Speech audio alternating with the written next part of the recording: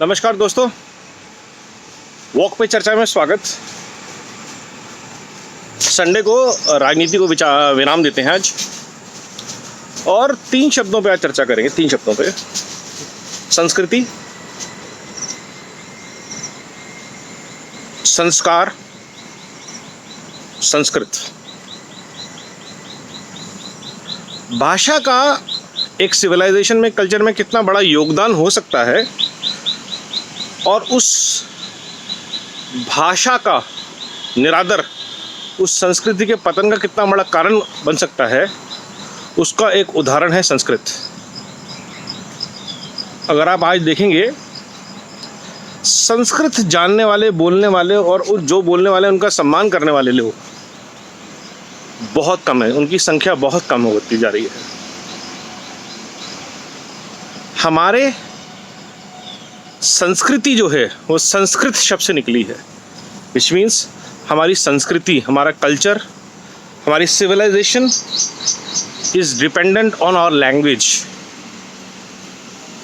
The books written in that language define our culture, civilization, the knowledge that is there, and the knowledge of not just how we live but how businesses should be conducted, घर कैसे चलने चाहिए, व्यापार कैसे चलनी चाहिए, समाज को कैसे चलना चाहिए, राजनीति कैसे होनी चाहिए, ये सब संस्कृत में लिखा गया है और हज़ारों सालों तक लिखा गया है।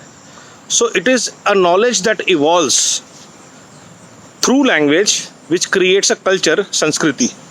और संस्कृति से संस्कार बनते हैं, क्योंकि बहुत सारी नॉलेज है जो बहुत डीप होती है, हर एक को समझ नहीं आती है और समझनी चाहिए भी नहीं, but as a process if you follow that regularly it becomes part of your life, संस्कार बन जाते हैं। इसलिए संस्कृति से संस्कार बने।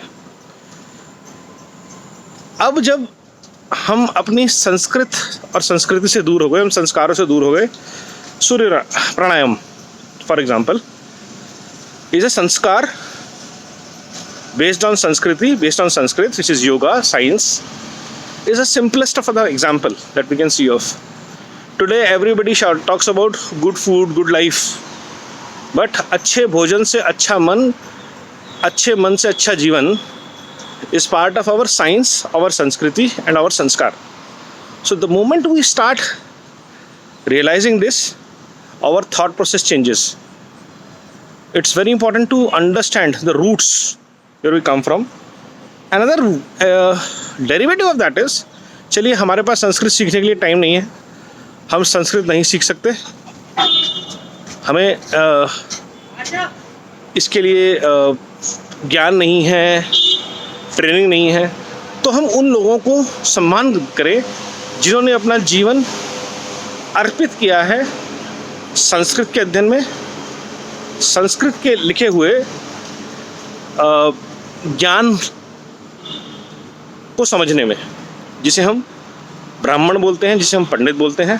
आप पढ़िए, आपको मना नहीं है, किताबें अवेलेबल हैं, सबके लिए अवेलेबल है, टाइम देना पड़ता है, आपको बहुत मेहनत करनी पड़ती है। नहीं कर सकते आप, तो उस व्यक्ति का सम्मान कीजिए जिसने वो पढ़ा है, जो आपकी संस्कार, आपकी संस्कृति और संस्कृत का कवच है, रक्षक है, सूत्रधार है। और ब्राह्मण वो नहीं है जिसने जो जन्म दिया है, जिसने वो पढ़ा है, वो ब्राह्मण है। उसमें क्रिश्चियन भी हो सकते हैं, मुस्लिम भी हो सकते हैं, सिख भी हो सकते हैं। तो जिसने ज्ञान प्राप्त किया है वो ब्राह्मण है। So it's a knowledge based system. उससे इम्पॉर्टेंट बात ये, जब भी आपके घर में, पहली बात तो पूजा पाठ, हवन आदि ज़रूर करवाएं, परिवार सहित बैठें, और पंडित जी जो वाक्य, जो मंत्र संस्कृत में बोलते हैं, उसका मतलब ज़रूर पूछें कि इसका पर्पज़ क्या है, क्यों बोलते हैं ये चीज़। आपको वो जो सूक्ष्म ज्ञान प्राप्त होगा बहुत कम समय में, 1 घंटे में, 2 घंटे में, 3 घंटे में, सिर्फ मंत्र ना उच्चारण ना करने दें, उसका मतलब ज़रूर पूछते जाएं बच्चों के साथ, परिवार के साथ। तो आपके अंदर अपनी संस्कृति और अपने संस्कारों के प्रति सम्मान बढ़ेगा। ये मैं पर्सनल एक्सपीरियंस से कह रहा हूँ। हिंदू सनातनी होने के बावजूद मैं किसी पूजा पद्धति में ज़्यादा विश्वास नहीं रखता जितना कहा जाता है उतना कर देता हूँ, लेकिन जब भी मैं हवन में बैठता हूँ और जो मुझे बताया जाता है, जब मैं पूछता हूँ, मेरे मन में सवाल बहुत होते हैं कि गणेश जी की साथ रिद्धि और सिद्धि, शुभ और लाभ क्यों आते हैं। It's not people, it's the idea that when knowledge comes you get riddhi and siddhi, both, you know, skills, expertise and prosperity are linked. That is so beautifully told in our lives, in our houses, in our culture. That's the power of 3 words, just 3 words: Sanskrit, संस्कृति and संस्कार. तो संस्कृत से जुड़िए, संस्कृति से जुड़िए, संस्कार से जुड़िए. बहुत बहुत धन्यवाद.